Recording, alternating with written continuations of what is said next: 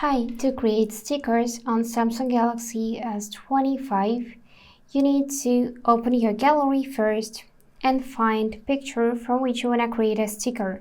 In my case, it would be this one, which is created with the help of AI, by the way. So to make it as a sticker, I need to press and hold this house and tap to save as sticker. Then I can change its style, for example, outline or cartoon.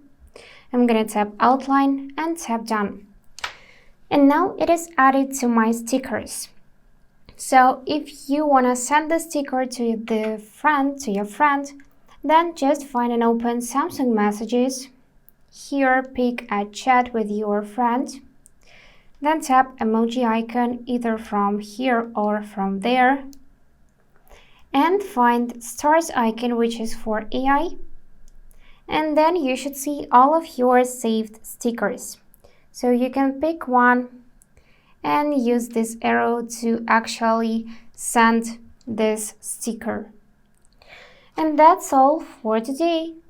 If this video was helpful, please subscribe, like, and comment. And I wish you all the best. Bye bye.